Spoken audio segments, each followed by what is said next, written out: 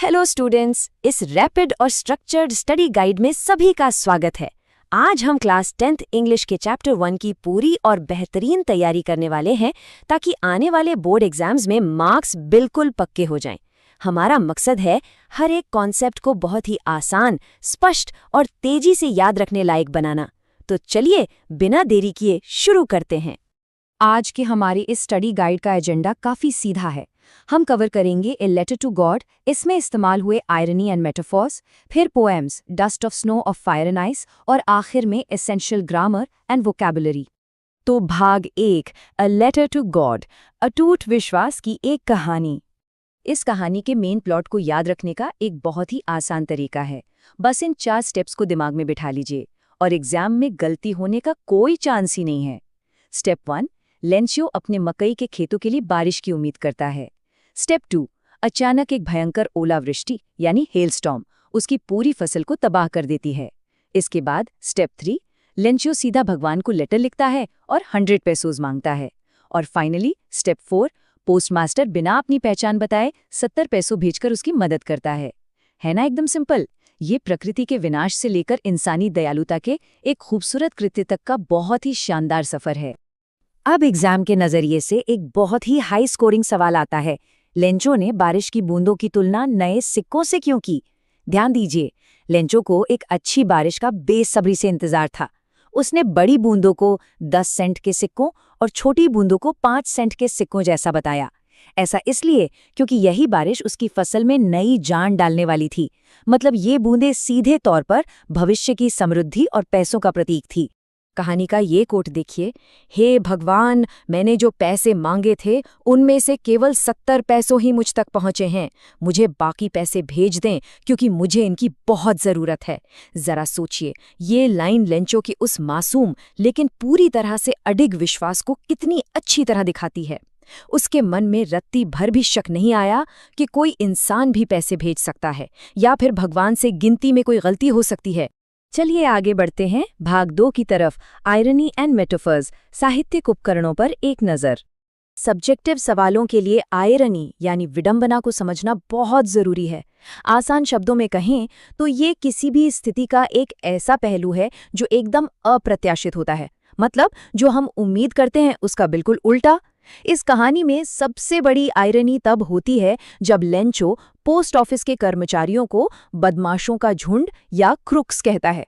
वो उन्हीं लोगों पर शक करता है जिन्होंने अपनी जेब से पैसे निकालकर निस्वार्थ भाव से उसकी मदद की थी। अब आते हैं रूपकों यानी मेटाफर्स पर। एग्जाम के लिए इन्हें एक रैपिड फायर मेमोरी मैप की तरह रट लेना चाहिए। जैसे ओलों की तुलना जमे हुए मोतियों या फ्रोजन पर्ल्स से की गई है क्योंकि वे बिल्कुल चमकीले और सख्त होते हैं।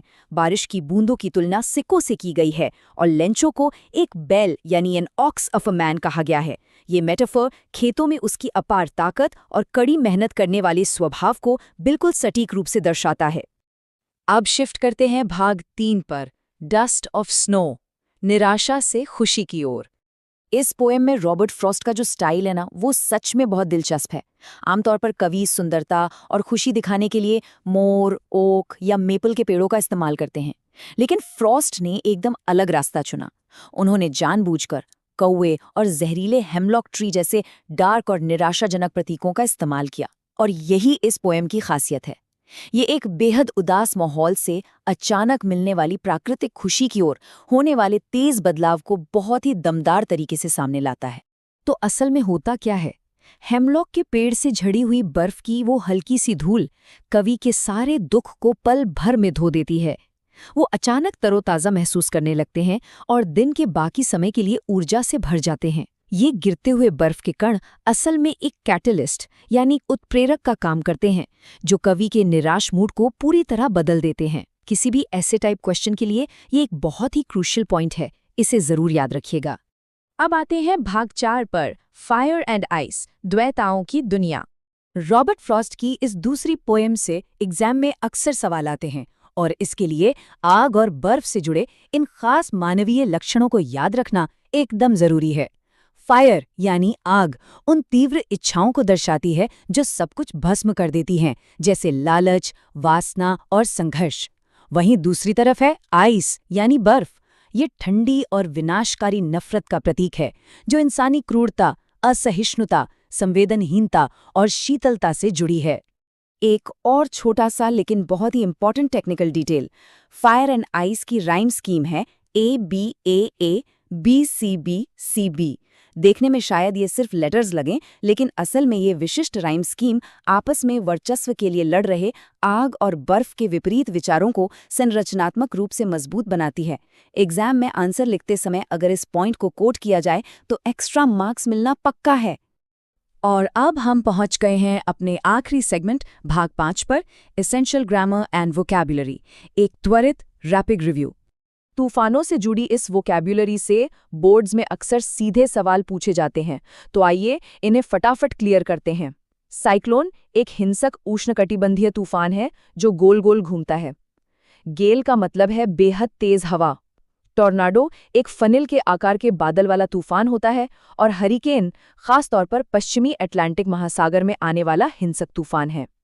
इन डेफिनेशंस को अच्छे से रट लीजिए, क्योंकि मैचिंग या फिल इन द ब्लैंक्स वाले सेक्शन में ये आपके सॉलिड मार्क्स पक्के कर सकते हैं। ग्रामर में जोर या एम्फेसिस डालने के लिए नेगेटिव्स का इस्तेमाल करना एक बेहद पावरफुल टूल है। कहानी में देखिए, नॉट अ लीफ या नथिंग लेस देन। इस तरह के नेगेटिव स्ट्रक्चर्स का इस्तेमाल करके राइटर ने किसी भी सिचुएशन की चरम सीमा को बहुत ही प्रभावशाली ढंग से हाईलाइट किया है। ये वाक्यों में एक अलग ही वजन डाल देता है। और हाँ, हु, whom, whose और which का इस्तेमाल करके वाक्यों को जोड़ने का अभ्यास करना भी बहुत जरूरी है। इन्हें रिलेटिव क्लॉजेस कहते हैं। ये दो अलग अलग विचारों या जानकारियों को एक सटीक और मीनिंगफुल वाक्य में पिरोने का काम करते हैं। जैसे Lencho prayed to God whose eyes. ये राइटिंग को बहुत ही स्मूथ और प्रोफेशनल बनाता है।